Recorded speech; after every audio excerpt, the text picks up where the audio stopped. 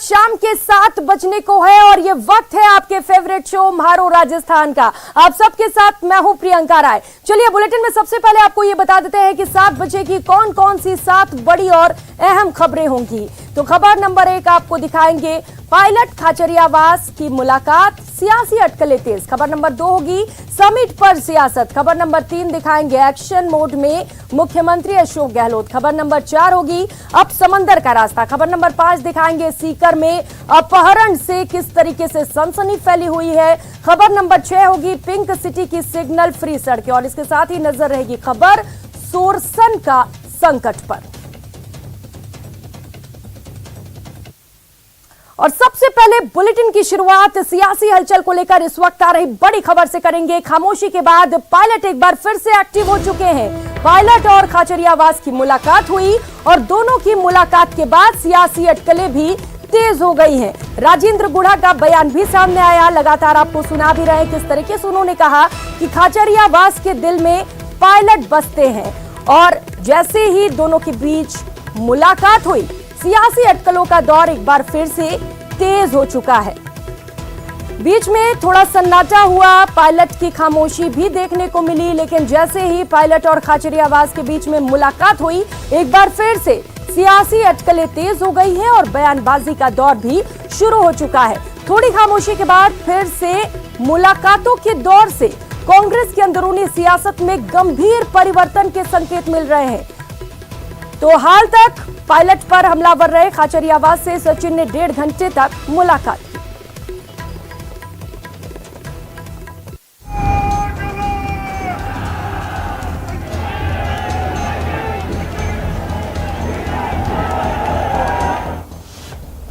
जयपुर में फिर मुलाकात वाली हलचल। ये पता होना चाहिए आपको कि सचिन पायलट जी और मैं खुद विधानसभा में एक ही टेबल पर बैठते हैं। फर्स्ट रो की जो चेयर है उसमें हम दोनों बराबर बैठते हैं, तो वहां भी बात होती रहती है। राजस्थान की सियासत का अभिमन्यु कौन?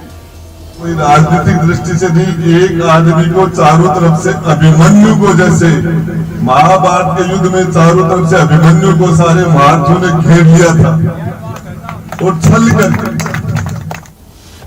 विजयदशमी पर सियासी संदेश। विजयदशमी है कल, ये दशहरे का त्योहार, बुराई पर अच्छाई की जीत। काफी वक्त से सियासत में उलझी राजस्थान कांग्रेस को क्या विजयादशमी पर कोई खास संदेश मिलने वाला है? जयपुर और दिल्ली के बीच बड़ी सियासी हलचल के साथ ही बयानों के अंदाज से कुछ ऐसे ही संदेश मिल रहे हैं। महाअष्टमी के दिन सचिन पायलट और गहलोत के करीबी मंत्री के बीच की मुलाकात ने सुर्खियां बटोरी हैं। तो इसके बाद महानवमी के दिन खाचरियावास सीएम से मिलने पहुंचे। सियासत में हर मुलाकात के मायने होते हैं और ना चाहते हुए भी खाचरियावास ने अपनी मुलाकात को लेकर संकेत दे ही दिए। वो घर पर आ गए तो उसमें कोई नई बात नहीं है, क्योंकि विधानसभा में तो मिलते ही हैं, एक ही तो चेयर पर बैठते हैं, दोनों बराबर बैठते हैं, तो चुपचाप तोड़ना रहते हैं। आपने वहां भी बहुत बातें करते हुए देखा है। और पायलट साहब आएंगे तो वहां कोई हम दोनों बैठ के भजन कीर्तन तो नहीं करेंगे, सारी बातें करेंगे। तो सब बातें हुई, अब क्या हुई वो बताने की नहीं। हालांकि सचिन पायलट से मुलाकात के बाद खाचरियावास ने सीएम से भी मुलाकात की। दोनों मुलाकातों के सियासी मायने निकाले जा रहे हैं। खाचरियावास ने अपने बयान से साफ कर दिया है कि दोनों नेताओं के बीच मौजूदा सियासी घटनाक्रम और सियासी बवाल पर भी चर्चा हुई है। हालांकि पायलट की तरफदारी कर रहे गहलोत कैबिनेट के मंत्री राजेंद्र गुढ़ा ने पायलट के धैर्य की तारीफ करते हुए फिर से सवाल उठाया है कि अगर मानेसर जाने वाले गहलोत कैबिनेट में मंत्री बन सकते हैं तो सचिन पायलट सीएम क्यों नहीं बन सकते?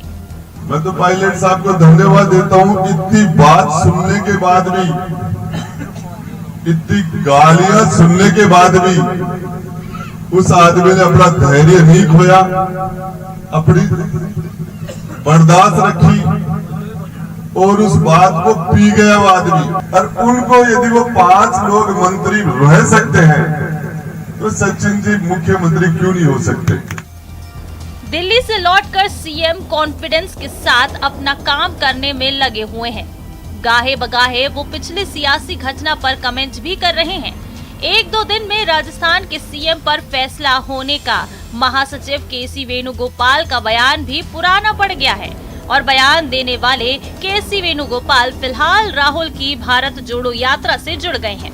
लेकिन इस खामोशी के बीच पायलट की मुलाकात और समर्थकों की फील्डिंग बता रही है कि राजस्थान की सियासी आग ऊपर से भले ही बुझ गई हो, लेकिन अंदर ही अंदर वो सुलग रही है। हालांकि अब इसके भड़कने की कम ही गुंजाइश दिखती है। Bureau report, news 18 network.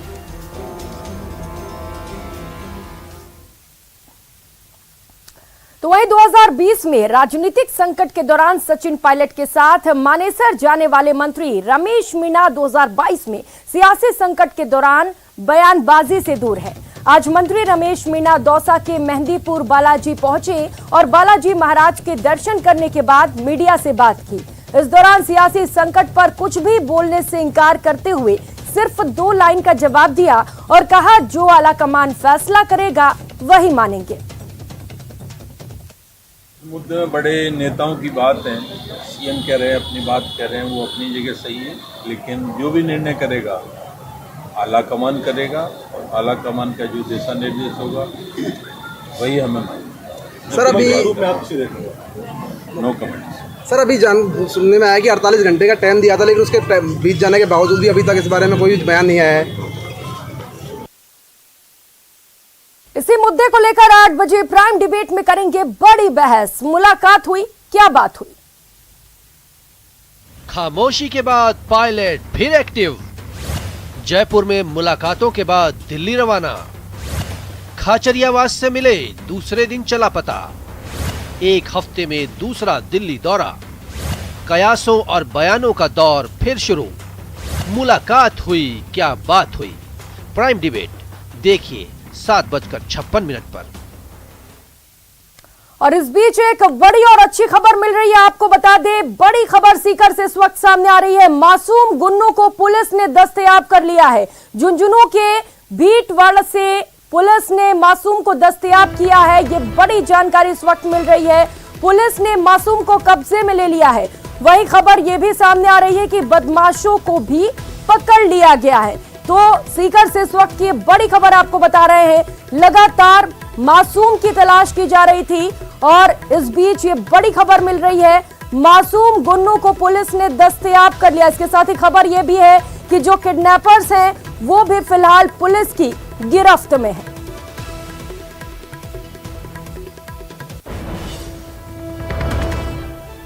तो सीकर से ये बड़ी खबर आपको बता रहे हैं। सुबह से सर्च ऑपरेशन लगातार जारी था। स्कूल के बाहर से मासूम को किडनैप किया गया था और इसके बाद से ही पुलिस लगातार एक्टिव मोड पर थी।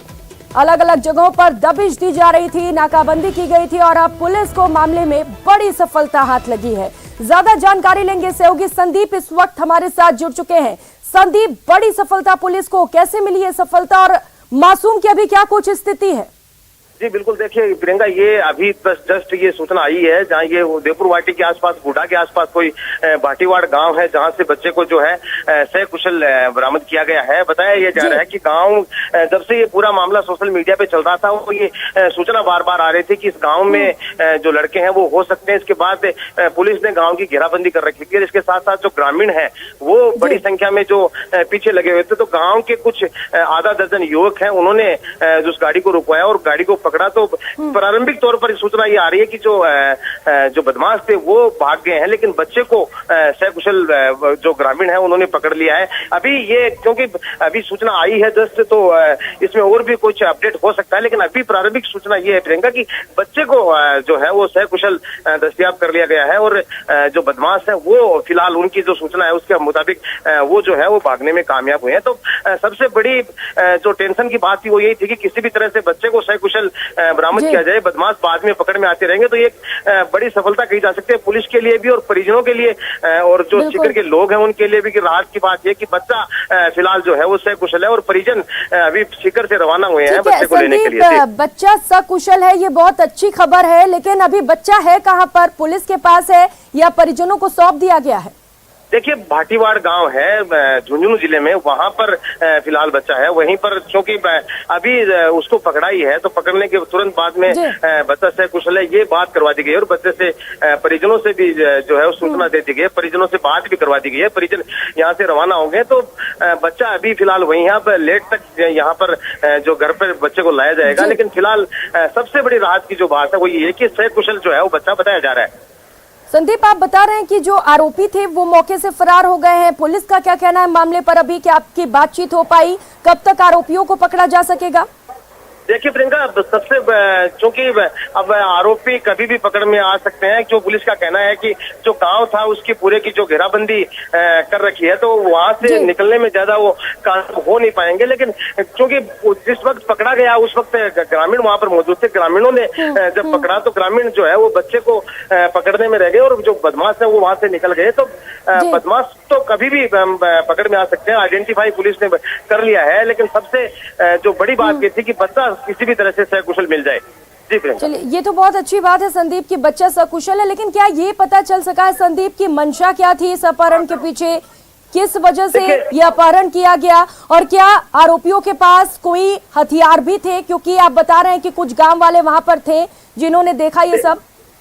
देखिए प्रियंका, अभी ये बिल्कुल इनिशियल स्टेज है। अभी जो पकड़ा गया है तो मुलजिम ने किस तरह की डिमांड जो अगर उसके सामने कहीं हुई है, तो या फिर मुलजिम पकड़ में आते हैं उसके बाद ये पता चल पाएगा कि आखिर वजह क्या थी। अभी चूंकि बहुत ज्यादा बातचीत ना तो पुलिस की हो पाई है, ना परिजन वहां तक पहुंच पाए हैं, तो अभी ये कुछ कह पाना मुश्किल होगा कि आखिर वजह जो थी वो क्या थी। कि जो आरोपी है वो कब तक पुलिस की गिरफ्त में आते हैं। बहुत शुक्रिया आपका इन तमाम जानकारियों के लिए। तो सीकर में 9 साल के सरेआम अपहरण के बाद भले ही पुलिस बच्चे को बरामद करने का दावा कर रही है, लेकिन पिछले कई घंटों से परिवार पर क्या बीता, देखिए ये खास रिपोर्ट में।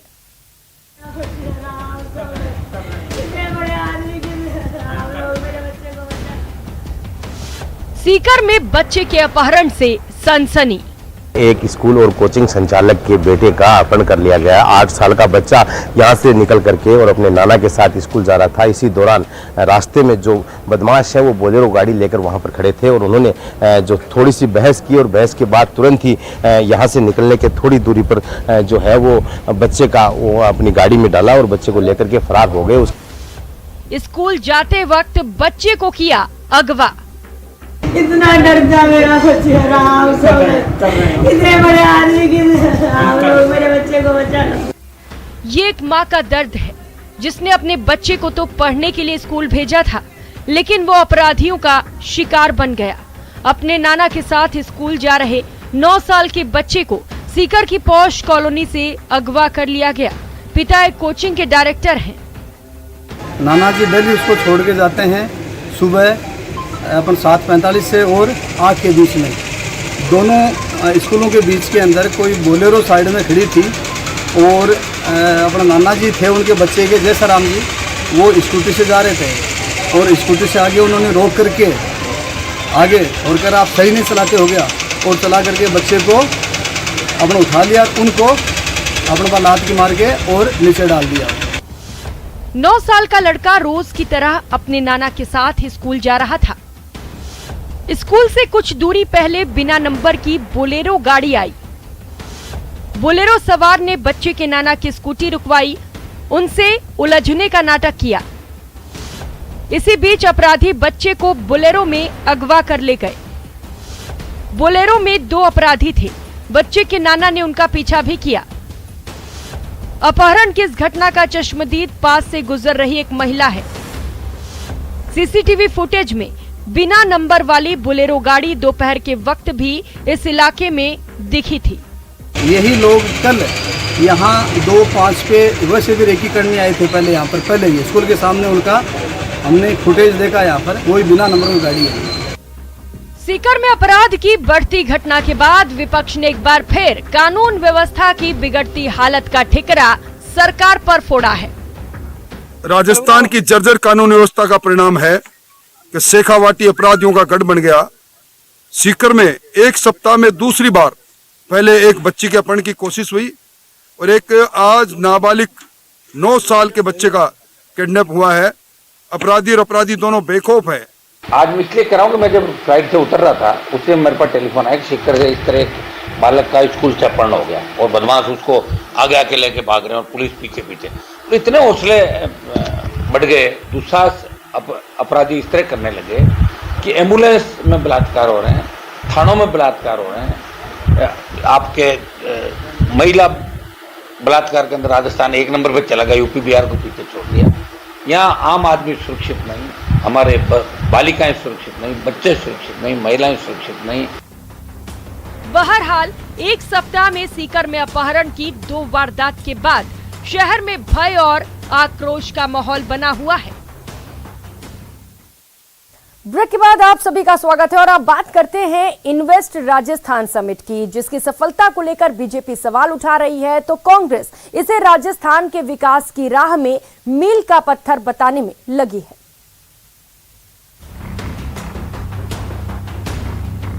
प्रदेश सरकार जिस इन्वेस्ट राजस्थान समिट की तैयारी जोर शोर से कर रही है, जिसकी सफलता को लेकर तमाम तरह के दावे किए जा रहे हैं, उसी इन्वेस्ट समिट को लेकर बीजेपी सरकार पर हमलावर है और ये दावा कर रही है कि प्रदेश में वही इन्वेस्ट करने आ रहे हैं जिसे मुफ्त में जमीन मिल रही है, बाकी निवेशक तो राजस्थान छोड़कर कहीं और जा रहे हैं। कमजोर और हिलती हुई सरकार के अंदर उस सरकार की नीतियों पर निवेशक का विश्वास उठ खड़ा हुआ है। एक के बाद एक निवेशक इस राजस्थान को छोड़कर जा रहे हैं। मजबूरी से वही निवेशक आ रहे हैं जिन्हें सोलर एनर्जी के अंदर, चूंकि यहाँ सनी डेज सबसे ज़्यादा है, उनको ज़मीन मुफ्त में सरकार दे रही है, लुटा रही है। वो निवेशक जरूर आ रहे हैं थोड़े बहुत। ये तो आचरण ऐसा है जैसे चोर सामान समेट के भागने की फिराक में होता है, तो वो उनको खेल भी अभी दिख रहे हैं, समिट भी अभी दिख रही है और उदारता भी अभी दिख रही है, तो इसका मतलब कि वो जा रहे हैं। बीजेपी जहां इन्वेस्ट समिट को फ्लॉप शो बताने में लगी है, वहीं कांग्रेसी नेताओं का दावा है कि इससे प्रदेश में बेरोजगारी कम होगी, युवाओं को रोजगार मिलेगा, सौर ऊर्जा के साथ कृषि क्षेत्र का विकास होगा और इन सभी से राजस्थान की अर्थव्यवस्था को लाभ मिलेगा। राजस्थान गवर्नमेंट में जो अनएम्प्लॉयमेंट को जो हम खत्म करना चाह रहे हैं, this is one of the ways to stop the unemployment in Rajasthan. With this investment summit, we will be able to give to unemployed youths approximately 2 lakh services. Rajasthan government में जो अनएम्प्लॉयमेंट को जो हम खत्म करना चाह रहे हैं, this is one of the ways to stop the unemployment in Rajasthan. With this investment summit, we will be able to give to unemployed youths approximately 2 lakh services in the industrial sector. There would be an investment which will come to the tune of 11 lakh crore rupees. जिस invest summit पर BJP और कांग्रेस में तकरार जारी है, उस summit का आयोजन 7 और 8 अक्टूबर को जयपुर में किया जाएगा। इस समिट का विषय कमिटेड डिलीवर्ड है और उसमें देश विदेश के 3000 से ज्यादा प्रतिभागियों के भाग लेने की उम्मीद है। न्यूज़ 18 राजस्थान के लिए जयपुर से बाबूलाल धायल की रिपोर्ट। तो वहीं सीएम अशोक गहलोत ने आज बजट घोषणाओं की समीक्षा की। सचिवालय में मुख्य सचिव उषा शर्मा के साथ साथ सभी विभागों के अधिकारी समीक्षा बैठक में मौजूद रहे। बजट घोषणाओं की समीक्षा के बाद सीएम अशोक गहलोत ने राजस्थान ब्यूरोक्रेसी के कार्य की सराहना की। सीएम अशोक गहलोत ने कहा, सरकार ने 2722 बजट घोषणाएं की थी, इनमें से 2429 घोषणाओं की स्वीकृति जारी कर दी गई है। वहीं 2067 बजट घोषणाओं में कुछ पूरी और कुछ प्रगति पर है। वहीं सीएम अशोक गहलोत ने आगामी बजट को युवाओं पर फोकस करने की भी बात कही और सामाजिक सुरक्षा पर बल देने की भी बात कही है। 4 बजट पेश मैंने किए, ये भी अपने आप में बहुत बड़ी उपलब्धि है क्योंकि अधिकारियों ने जम के काम किए।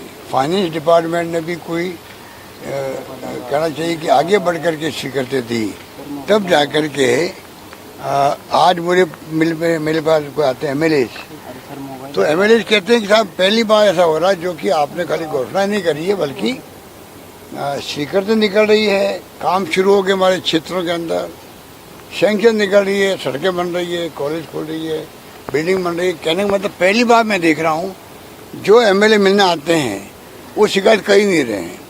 फिर भी रिव्यू इसलिए करना पड़ता है जिससे कि बड़ी बड़ी योजनाएं ऐसी भी हैं जिसके बारे में कितनी प्रोग्रेस हुई है, क्या आगे प्लानिंग है। और रुक करेंगे अगली खबर का। राजस्थान में बुजुर्गों को लेकर चौंकाने वाले आंकड़े सामने आए हैं। राजस्थान में 14,000 बुजुर्गों की आयु 100 साल या फिर उससे भी ज्यादा है। ये आंकड़े निर्वाचन विभाग द्वारा कराए गए फिजिकल वेरिफिकेशन में सामने आए। खास बात यह है कि प्रदेश भर में सबसे ज्यादा शतायु बुजुर्ग झुंझुनू जिले में है। इन आंकड़ों के अनुसार 100 आयु वर्ग के सबसे अधिक 1,688 वृद्ध मतदाता तो सिर्फ झुंझुनू जिले में ही हैं। झुंझुनू के बाद जयपुर में 1,126, उदयपुर में 967, भीलवाड़ा में 844, सीकर में 828 और पाली में 820 ऐसे मतदाता हैं जिनकी आयु 100 वर्ष या इससे अधिक है। जानकारी के अनुसार प्रदेश भर में सबसे कम 12 में 73 मतदाता हैं, जबकि चूरू में 96, टोंक में 103, धौलपुर में 121, जैसलमेर में 153 मतदाता 100 वर्ष या इससे अधिक आयु के हैं। खास बात यह भी है कि बहुत से मतदाताओं ने प्रथम चुनाव साल 1952 में अपने मत का प्रयोग भी किया है।